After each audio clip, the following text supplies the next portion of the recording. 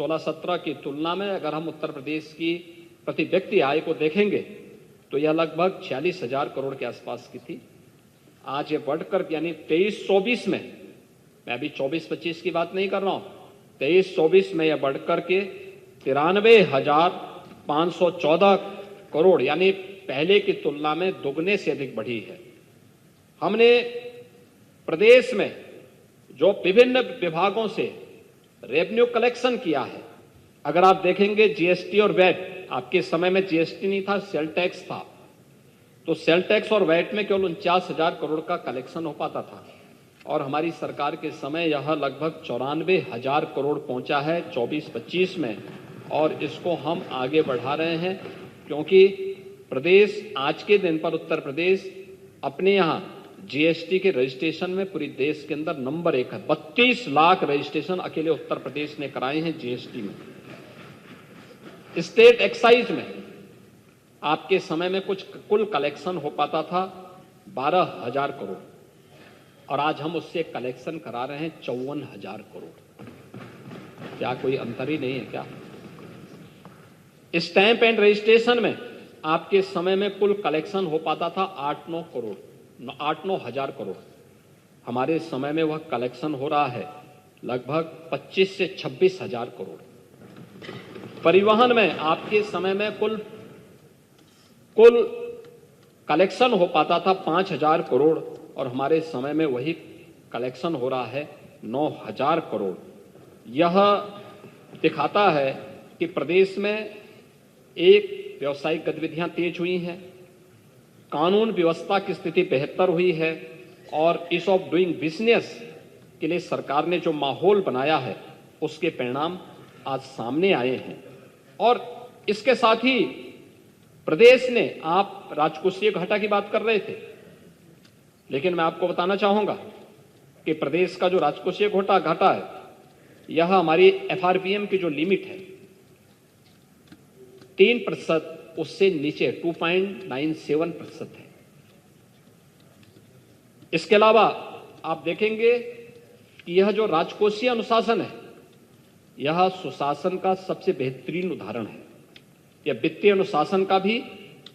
सरकार के विजन का भी और सरकार के द्वारा जो योजनाएं बनाई जा रही हैं उसकी एग्जीक्यूशन के लिए सरकार के द्वारा जो उसके क्रियान्वयन के लिए जो रोडमैप तैयार किया गया है वह प्रभावी ढंग से आगे बढ़ रहा है। नीति आयोग ने और आरबीआई ने यूपी के बारे में जो टिप्पणियां की हैं वह उन्होंने इस बात को कहा है कि नीति आयोग द्वारा राज्यों की राजकोषीय स्थिति के संबंध में प्रकाशित रिपोर्ट में उत्तर प्रदेश को फ्रंट रनर राज्य की श्रेणी में रखा गया है। इस रिपोर्ट के अनुसार 2018-19 से 22-23 की अवधि में प्रदेश के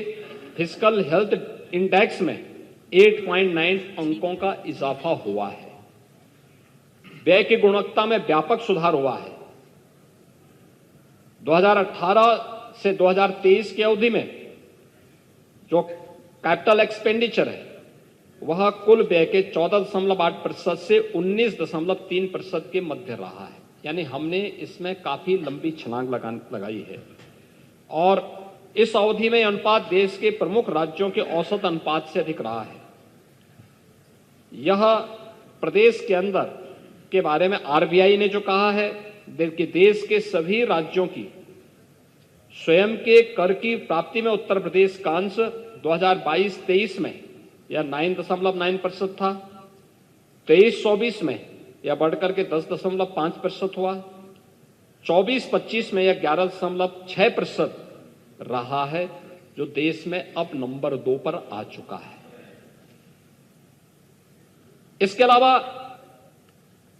सभी राज्यों में जो इन्हीं वर्षों में जो राजस्व प्राप्तियां हुई हैं,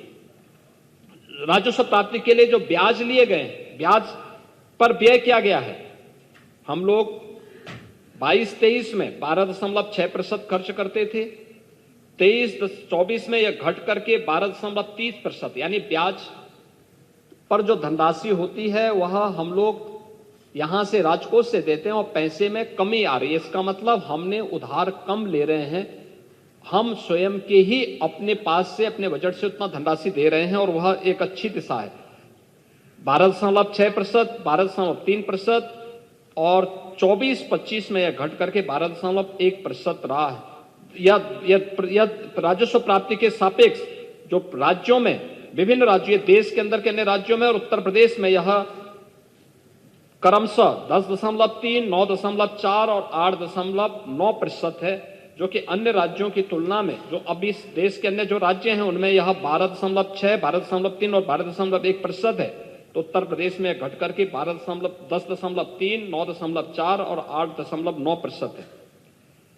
इसी प्रकार से जो प्रदेश की सकल राज्य घरेलू उत्पाद के प्रतिशत में सभी राज्यों की कर के, स्वयं के कर से प्राप्त का जो औसत वर्षों में जो रहा है, वह प्रदेश किसी भी अन्य राज्य की तुलना में उत्तर प्रदेश ने अच्छा कलेक्शन इसके माध्यम से किया है। इसके अलावा अगर आप देखेंगे कि देश की के ग्रोथ इंजन के रूप में यूपी की क्या भूमिका है। देश की आबादी का सबसे बड़ा राज्य है और सबसे अधिक संसाधन के बावजूद 1950 से लेकर 2017 तक प्रदेश की जो जीएसडीपी थी वह 12.75 लाख करोड़ तक पहुंची थी। 2017 से जब उत्तर प्रदेश की जनता जनार्दन ने प्रधानमंत्री मोदी जी के नीतियों पर विश्वास किया और इन 8 वर्षों में हम लोग प्रदेश की जीएसडीपी को इस 24-25 का जो वित्तीय वर्ष चल रहा है, मार्च 2025 तक 12.75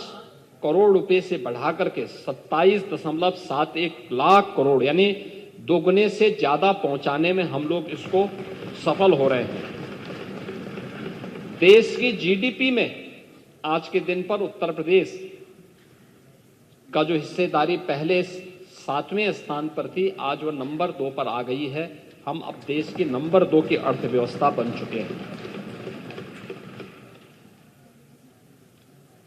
देश के अंदर जीडीपी की जो वृद्धि दर है वह 9.6% है, जबकि उत्तर प्रदेश की वृद्धि दर 23-24 में अगर देखें तो 11.6% है। एक सरप्लस स्टेट के रूप में उत्तर प्रदेश आगे बढ़ा है। हमने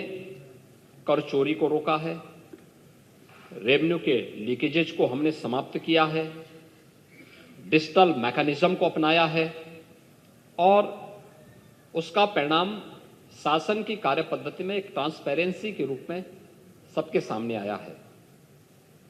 हमने एक एक पैसे का उपयोग उत्तर प्रदेश के विकास के लिए और गरीबों के कल्याण के लिए उस पैसे का उपयोग किया है।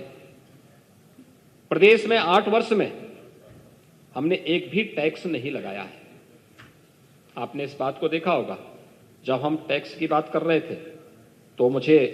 बताते हुए प्रसन्नता है कि पिछले 8 वर्ष में हमने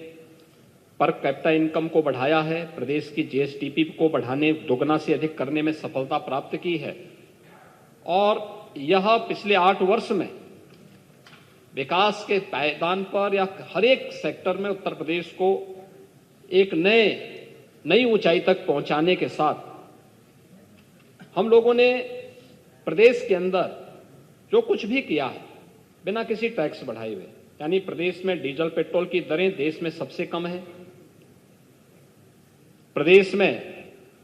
वैट की दर भी सबसे कम है और इस सब के बावजूद उत्तर प्रदेश एक रेवेन्यू सरप्लस स्टेट है और यही राम राज्य की अवधारणा है। भगवान राम भरत जी से इसी बात का उल्लेख करते हैं जब उन्होंने इस बारे में चर्चा की, उनसे कहा कि वे बरसत हर्षत सब लखे, करसत लखे न कोय, तुलसी प्रजा सुभाए से, भूप भानु सो होय। यानी श्री राम जी भरत जी से कहते हैं कि हमें प्रजा से कर ऐसा लेना चाहिए जैसे सूर्य लेता है, जैसे सूर्य समुद्र, नदी, तालाब से पानी लेता है लेकिन किसी को पता ही नहीं चलता।